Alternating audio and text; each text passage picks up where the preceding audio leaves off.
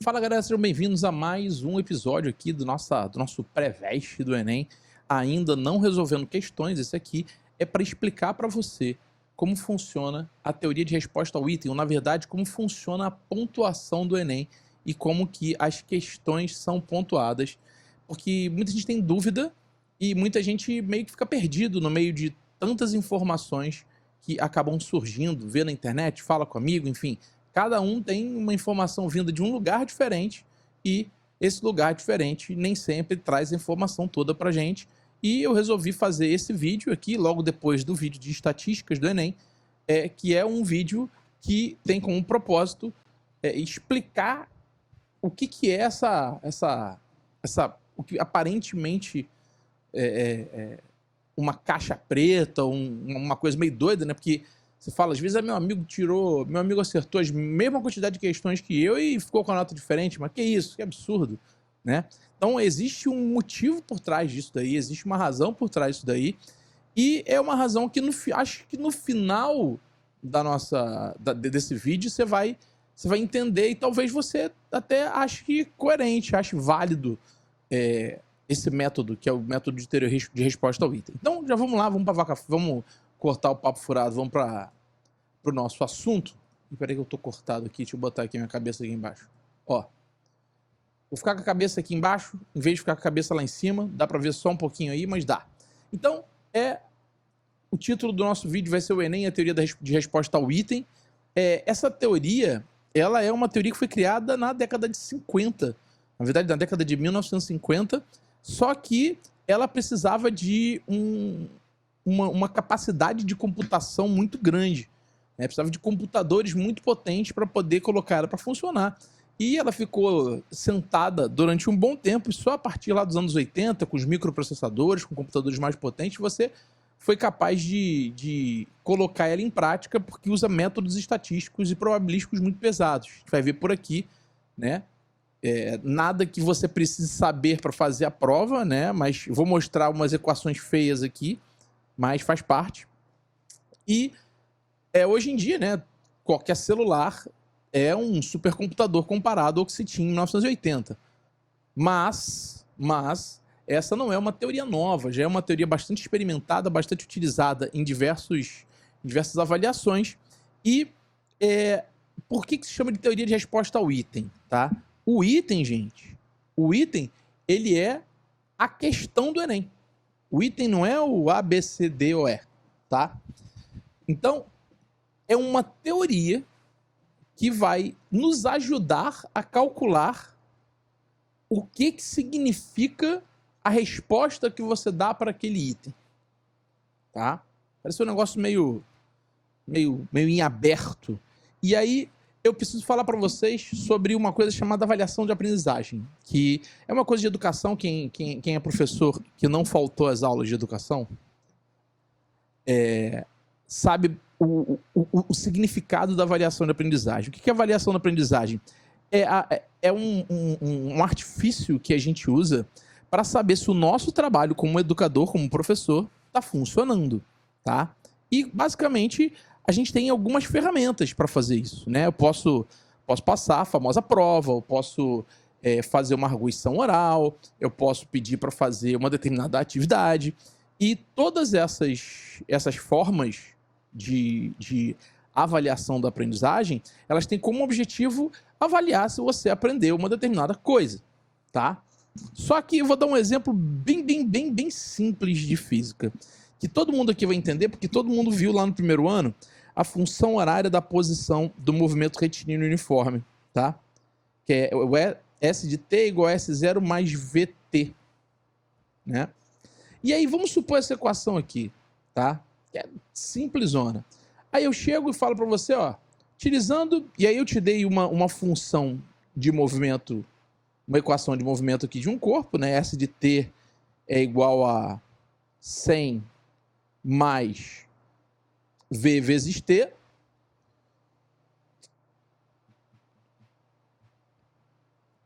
Mais 50T. Certo?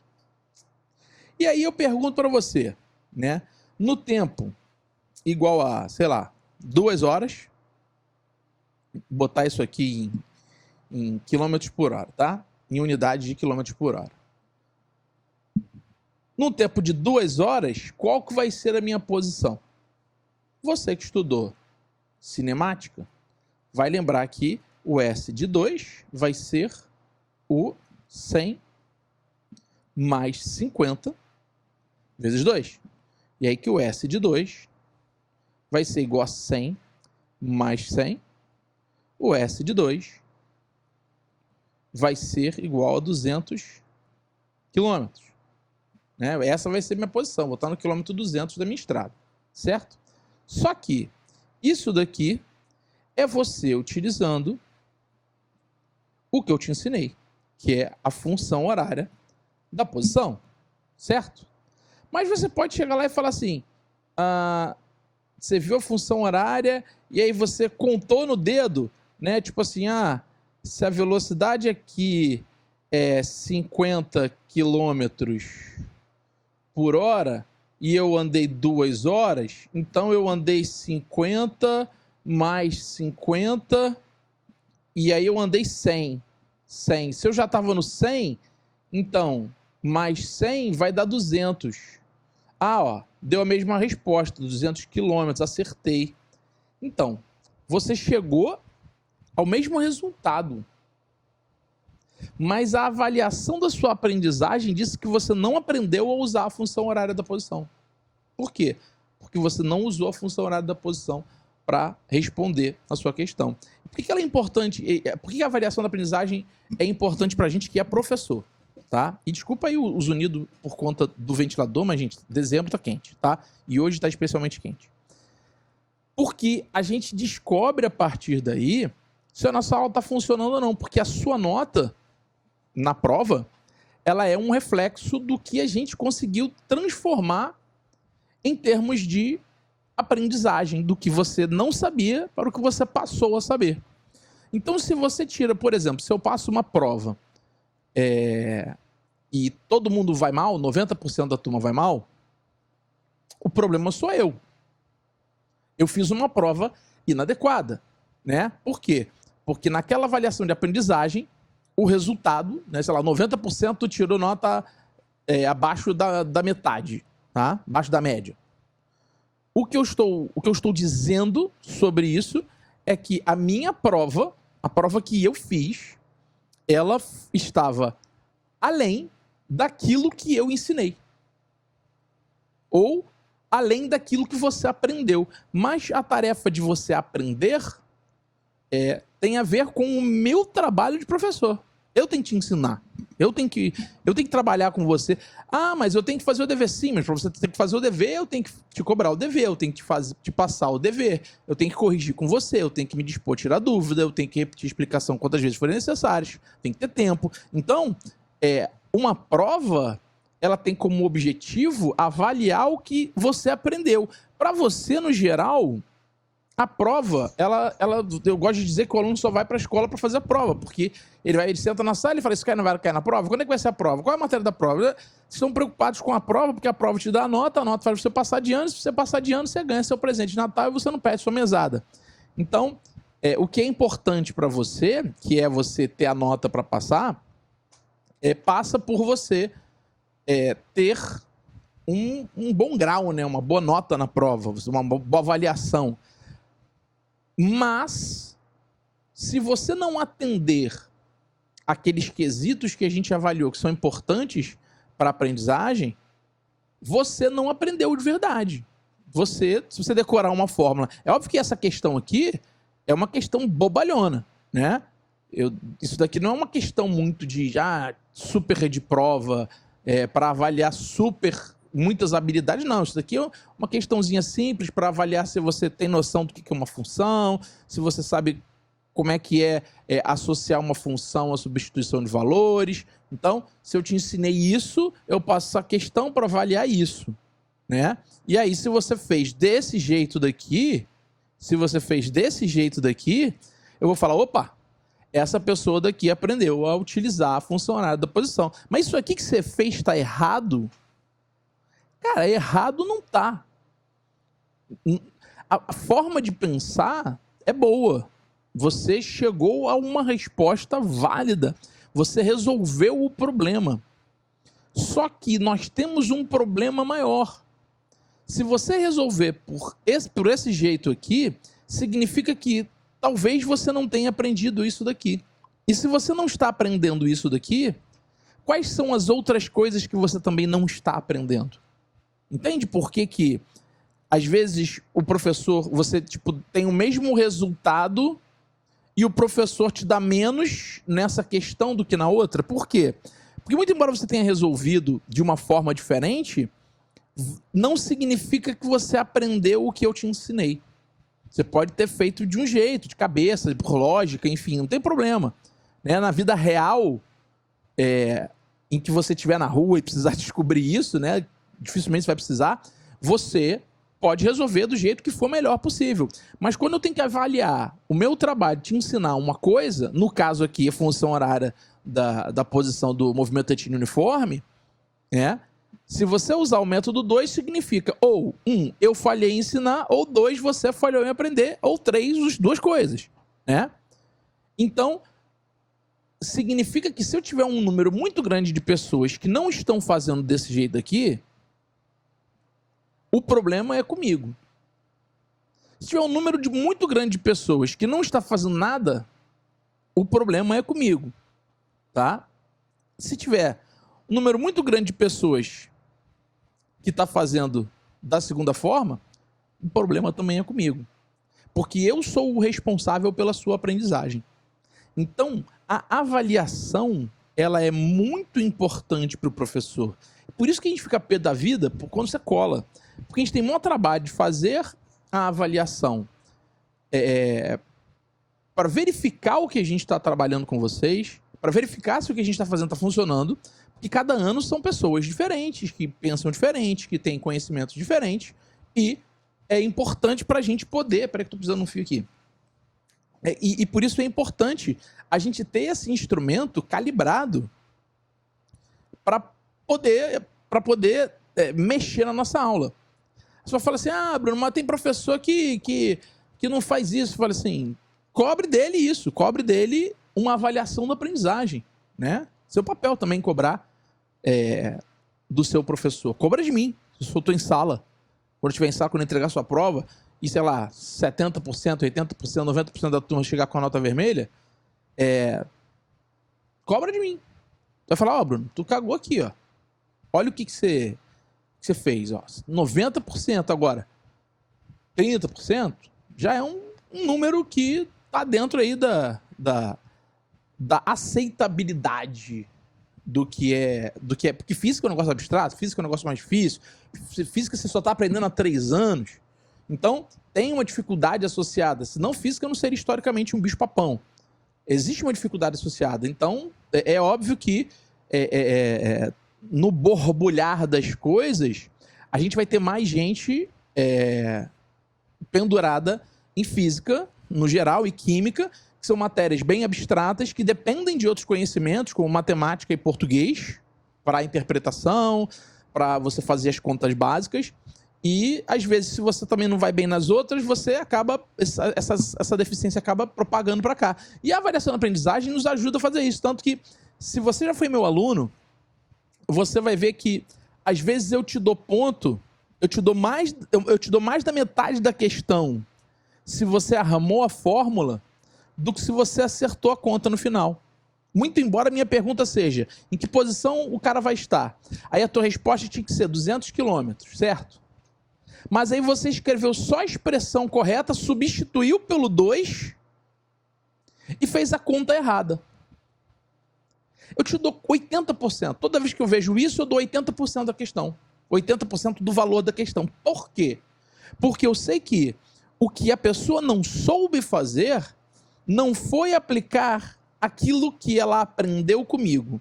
Foi uma lacuna de conhecimento matemático que ela carregou de outro ano, que ela não aprendeu, que ela não estudou, enfim, por vários motivos. Então, essa é a importância da avaliação da aprendizagem, de você avaliar o aluno. Não é, a gente não faz prova, fazer uma prova aqui, vou jogar, vou fazer, ou pelo menos não deveria, tá? Eu, quando faço uma avaliação, não faço assim. joga qualquer coisa aqui, responde qualquer coisa aí, e se não passar, reprovou. Eu não faço dessa forma. Mas primeiro a gente tem que entender o papel da avaliação da aprendizagem. Esse é o papel da avaliação da aprendizagem. Então, quando você está fazendo uma prova e você cola, eu fico pé da vida. Por quê? Porque, cara, se você escreveu o que você aprendeu, eu te dou 80%, cara. 80% você passa de ano. Se você fizer todas as provas, armar as questões e errar só a conta, tu tira 8 na minha prova. Quem foi meu aluno viu, sabe que foi meu aluno no primeiro ano, o pessoal que está no segundo ano esse ano, que a gente tá esse vídeo está sendo gravado em 2023, mas é para a turma do terceiro ano, dos terceiros anos a partir de 2024, mas quem foi meu aluno no primeiro ano de 2023 sabe que essa é a forma como eu corrijo as minhas provas, tá? Agora, se você escreveu um negócio bunda lelê que deu esse resultado, aí eu não dou ponto, né? Porque, às vezes, o cara colou, né? E quando não faz sentido a resposta, o mais provável é que chutou, que colou. Beleza? Então, entendendo o que é a avaliação da aprendizagem, eu quero que a gente entenda como é que é a produção e aplicação das questões no Enem, tá? Eu, durante alguns anos, fui produtor de questões do Enem, tá? Eu fui para lá, é um negócio, parece CIA, FBI, filme de espião, porque você só pode entrar com a roupa do corpo, ou o que entrar contigo vai ficar lá dentro, não pode sair. E aí junta você e mais uma galera, tá? E você produz uma questão dentro do tema que eles pedem temas, nós queremos questões sobre esse ou aquele assunto, e você produz questões sobre esse e aquele assunto, e essa questão vai para 2 avaliadores, e os 2 avaliadores dizem se essa questão vai ou não para o banco para ser testada, tá? E se tiver uma divergência entre esses 2 avaliadores, vem um terceiro avaliador que vai, tipo, correção da tua redação, né? Para avaliar essa questão, e essa questão vai ser, e ela pode voltar para você e falar assim, ó, melhor essa questão aqui, ela tá com esse parâmetro, tem uns parâmetros que a gente vai falar daqui a pouco, e que você vai entender o que eu tô falando, mas ela volta pra gente, a gente mexe nela, ajeita a questão, e ela volta para os avaliadores falam, agora essa questão pode ir para o banco, certo? E aí, a gente está aqui, né? E aqui a gente tem a produção do item, certo? Quando a gente produz esse item, ele vai para um banco de questões. Beleza? Esse banco de questões tem questões de tudo que é assunto, né? Eu, Bruno, participei, eu fiz 15 questões, né, para lá, e pro banco só foram 6, então só me pagaram 6 vezes. Mas era um dinheirinho bom, Eles, na época, pagavam, em que ano que foi isso? 150 conto por questão, que ia pro banco, né? Mas eu fiz 15, né? Eu quando crio questões, às vezes eu me empolgo, faço questão mais difícil do que eles pedem, tá? Foi a maior parte das questões que eu fiz que não passaram foi porque estavam mais difíceis do que o nível que pedia, né? Porque eu estava na mesma época que eu estava estudando para concurso, então minha cabeça estava funcionando de um jeito que aparecia questão difícil. Mas, fora esse papo, essa sua questão vai para o banco, tá? Do banco, ela vai passar por um tratamento estatístico que é a pré-aplicação. O que é a pré-aplicação? Eles vão pegar as questões do banco e vão aplicar essas questões em determinadas escolas, aí ao redor do Brasil, para caracterizar 3 parâmetros dessa questão, que é a discriminação, né, a dificuldade e a probabilidade de chute, certo? Tem um método, tem lá todo um método estatístico. E nessa pré-aplicação, essas questões, passando por esses critérios aqui, ela vai ganhar um valor.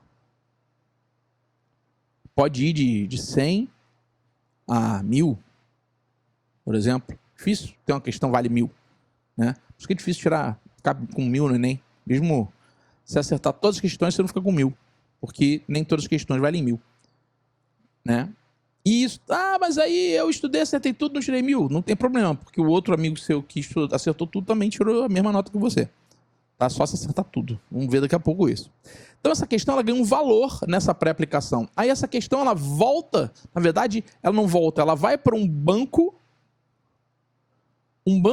em que as questões estão calibradas, é um banco calibrado.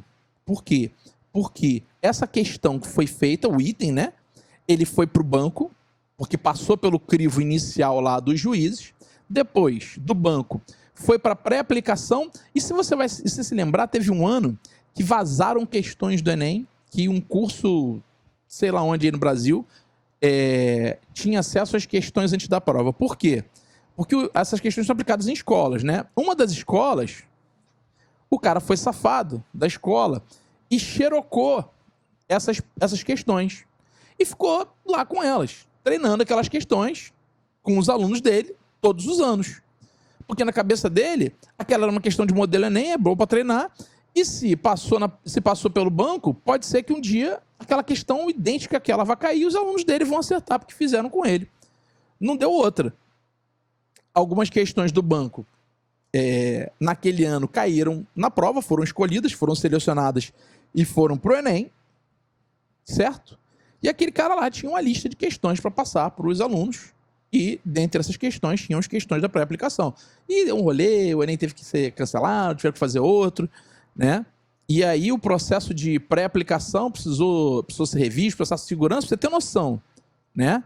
Aluno da Fundação Osório, quem acompanha as provas do Enem, de onde eles saem, para onde eles chegam, são as Forças Armadas, é o Exército Brasileiro. Os caras vão de fuzil, tá? Você vê o nível de segurança. Eu te falei que era um negócio meio CIA, meio FBI. Justamente para poder segurar essa coisa da pré-aplicação. E você vai entender por que essa questão ela ganha um valor, tá? Depois de todo esse processo.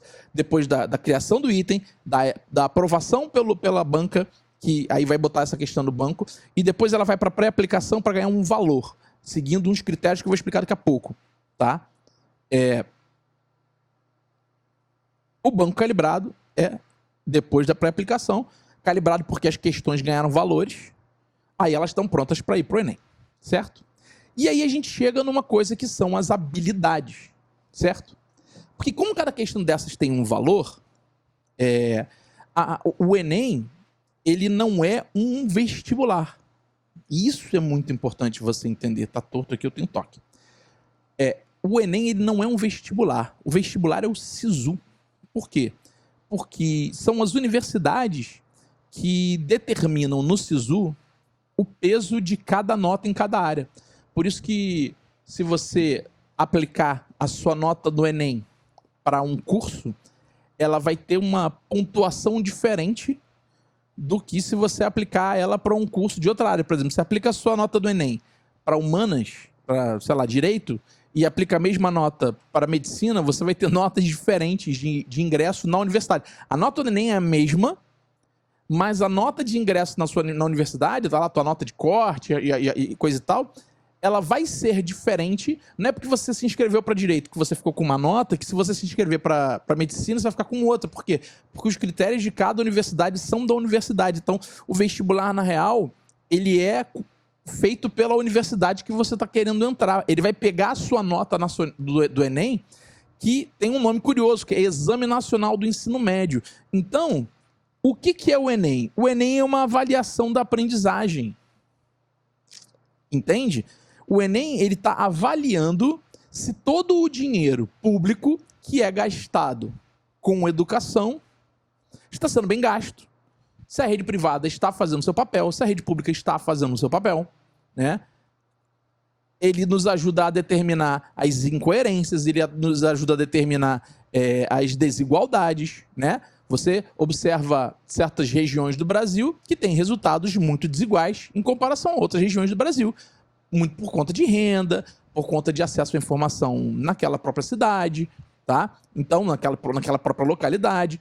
E aí, botar um cara, sei lá, de uma cidade bem pobre do interior para fazer uma prova tendo estudado numa escola com pouco recurso, né, para competir com um cara que, sei lá, estudou num grande centro, numa escola caríssima, os caras vão ter notas diferentes, né? Ah, mas tem aquele cara que foi no Luciano Huck, que estudou e morava numa meia-água, bebia água do rio e...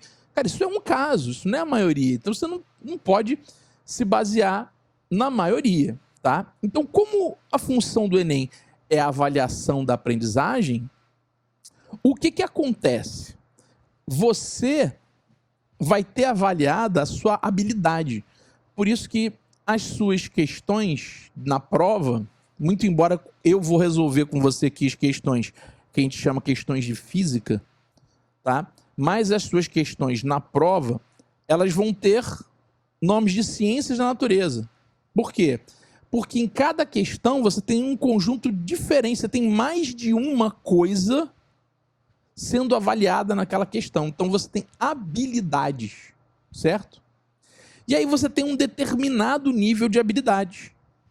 Você, quando faz toda a sua prova, você tem um determinado nível de habilidade. Se a sua habilidade, isso aqui é a sua habilidade real, tá? Se você tem essa habilidade, é provável que você acerte todas as questões com dificuldade, porque imagina que isso é uma régua, né? Você tem questão que vale 100, 200, 300, 400, 500 e, sei lá, 600, 700 e foi, tá? Então, se você tem uma habilidade 400, que é justamente aquilo que está associado ao que você sabe, ao que você aprendeu, né?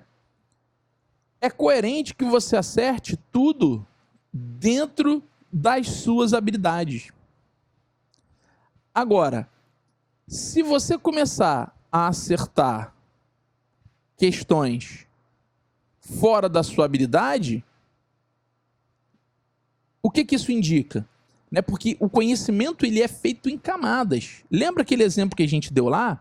Da função horária da posição. Eu dependo de um conhecimento básico de matemática para fazer essa questão. Eu dependo de um conhecimento do que é velocidade, do que é posição. O conhecimento ele é em camadas. E aí, na prova, as questões que você faz, elas têm camadas de dificuldade.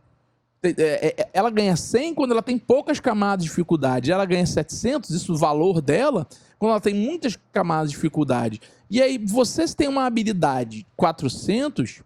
É muito provável que dentro do seu conjunto de habilidades você acerte todas as questões que precisam de um conjunto de habilidade menor, tá?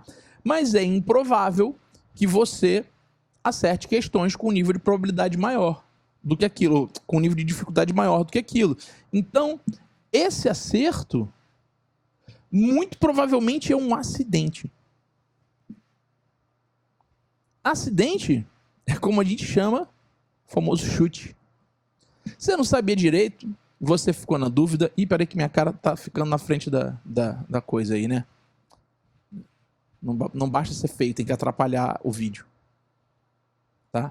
E esse acidente, vou dar colado aqui, mas tá tudo bem. Esse acidente é o famoso chute.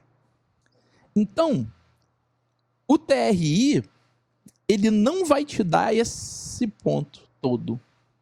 Porque você vai ganhar, tá? Mas você não vai ganhar como um sujeito que tem nível de habilidade 600. Por quê? Porque você não acompanhou as camadas de habilidade. Porque tem todo um processo de seleção de questões que cria, né? O que é a discriminação, né? É a capacidade de uma questão verificar habilidade, dificuldade tá óbvio, e probabilidade de chute é óbvio, né? Porque, por exemplo, o que é probabilidade de chute? Se eu faço... Vou botar aqui um exemplo para te dizer o que é uma probabilidade de chute. Se existe uma palavra que chama detrator, tá? O que é o detrator da resposta? O detrator da resposta é um determinado fator que faz você dizer que você ter certeza que não foi aquele cara. Aí olha, sei lá, quem descobriu o Brasil? Pergunta bem boba. né? Mais boba de todas. Quem descobriu o Brasil? Ah, o Brasil foi descoberto. Tá. Aí tem lá item A, item B, item C, item D, item E. Certo? Aí, no item A, eu coloco Pedro Álvares Cabral. No item B, eu coloco Pedro Álvares Cabral. No item C, eu coloco Pedro. Opa! Coloco Pedro Álvares Cabral. No item D, eu coloco Dom Pedro. E no item C, eu coloco Faustão. Tá? Qual questão tem o maior fator de detração? Nitidamente, letra E. Por quê? Porque Faustão tá na TV agora. O Brasil foi descoberto há 500 anos atrás, espero que você saiba disso, né? E o Faustão não tem como ter descoberto o Brasil. Então, essa questão aqui, na verdade, tem 4 opções. Essa não é uma boa questão, né? Por quê? Porque ela tem uma probabilidade de chute alta. Porque, olha, repara, Dom Pedro, se você tem um mínimo de conhecimento da história do Brasil, você vai saber que ele foi lá o imperador de Portugal, que veio para o Brasil. Pô, se o cara era o imperador de Portugal que veio para o Brasil já tinha sido descoberto. Então não pode ter sido Dom Pedro. Aí tem 3 respostas parecidas. Pedro Álvares Cabral, Cabrel, Cabrol. Aí você fica se perguntando. Você tem agora 33% de chance de acertar. É uma pergunta simples, né? Você ia marcar o quê? Cabrel, mentira. Você ia marcar Pedro Álvares Cabral na tua resposta. Mas essa é uma questão ruim. Por quê? Porque ela tem 2 detratores óbvios, entendeu? E ela restringe entre as respostas, né? No item, ela coloca você dentro de um grupo de respostas. Porque a maior parte das opções que você tem estão dentro de um grupo muito semelhante. Então, isso daqui são os atratores e os detratores das questões. Entende? Esse cara aqui, Faustão, não pode ser. Dom Pedro, se você tiver um mínimo, você já sabe que não pode ser. E o mais provável, você já até aprendeu essa habilidade, né? A habilidade do chute, né? Na UERJ o pessoal usa muito a habilidade do chute.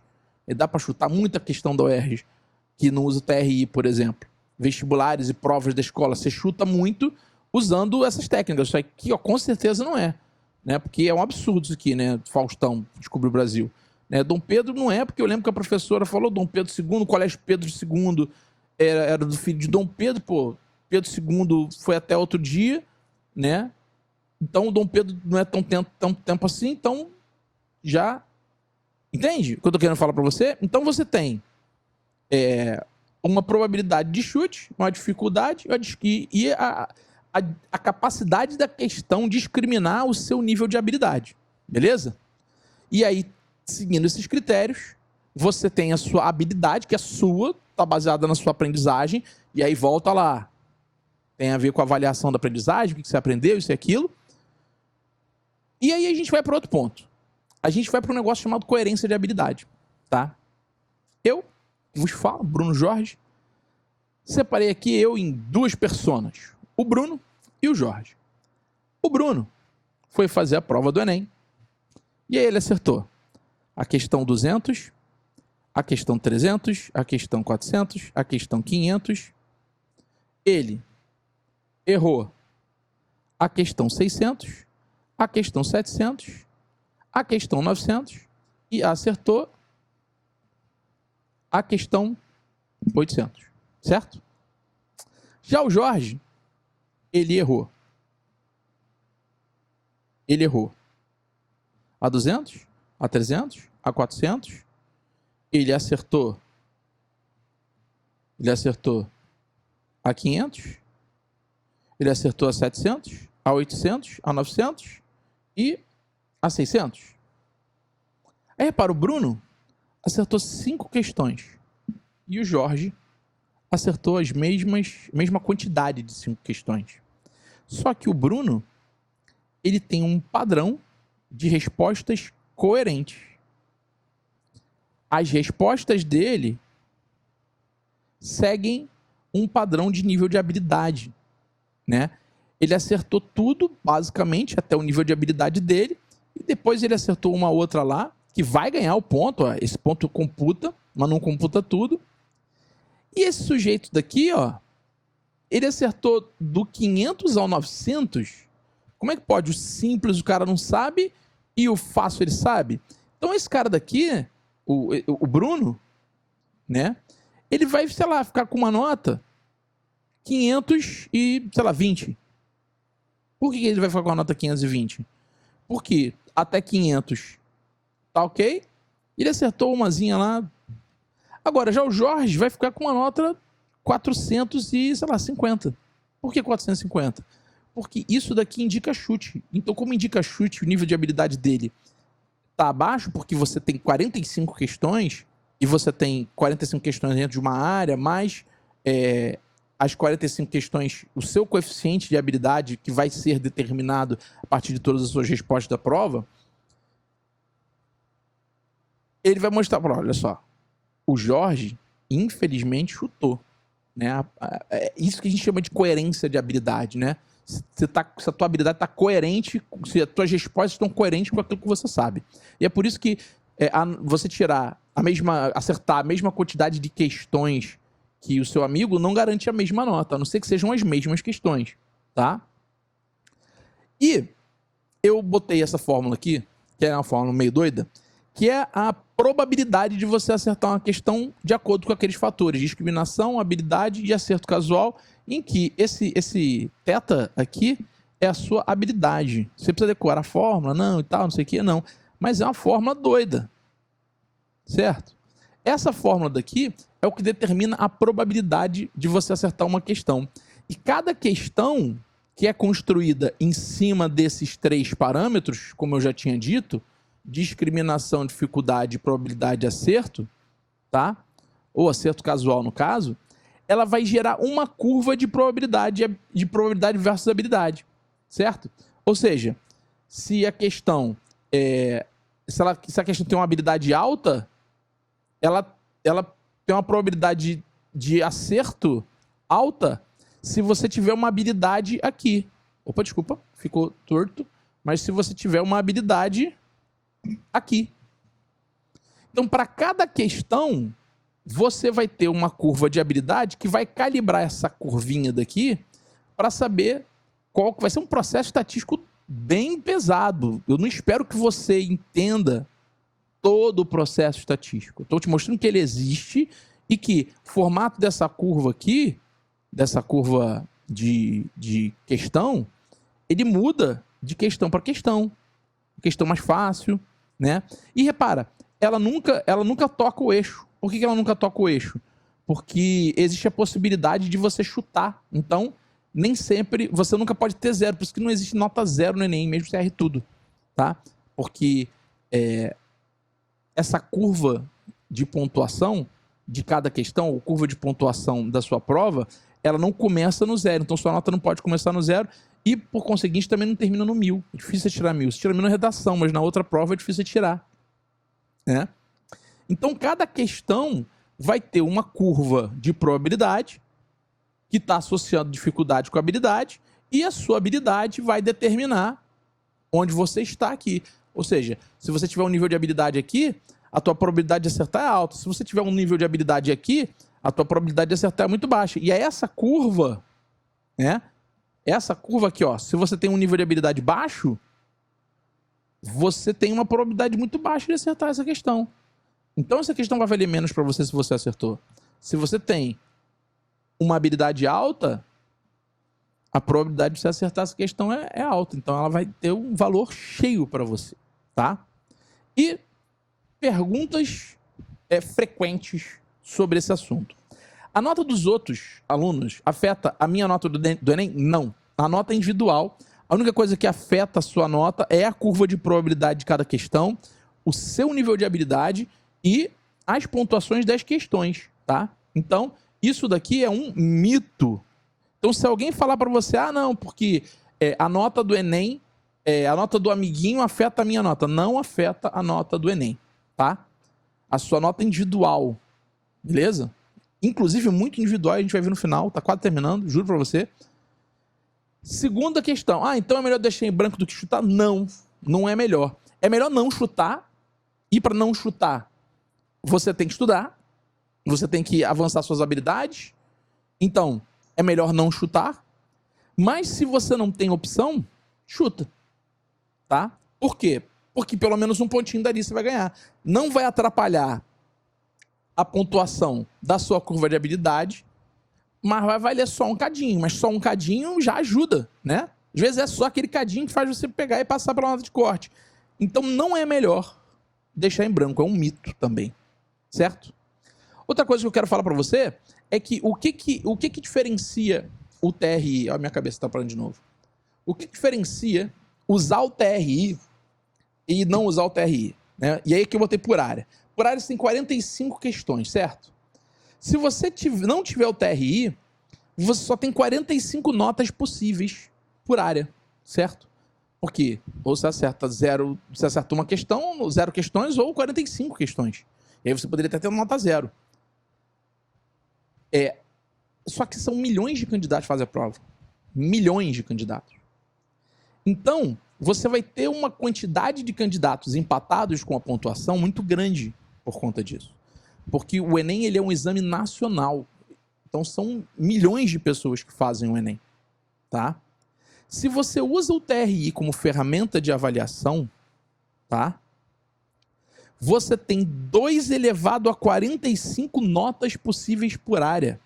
Que é da ordem de 30 e alguma coisa trilhões. Cara, trilhões de respostas, de notas possíveis. Isso, cara, minha cara tá atrapalhando de novo, vou botar ela aqui, ó. Milhões de respostas possíveis. Trilhões de respostas possíveis. Como no Brasil só tem 200 milhões de pessoas, é muito improvável que, utilizando o TRI, haja empate. Porque os critérios de desempate, às vezes, não são os melhores do mundo. Se você for ver concurso público, às vezes o critério de desempate é a idade. O mais velho tá na tua frente. Pô, tu acha isso legal? Tu acha isso maneiro? Não é maneiro, né?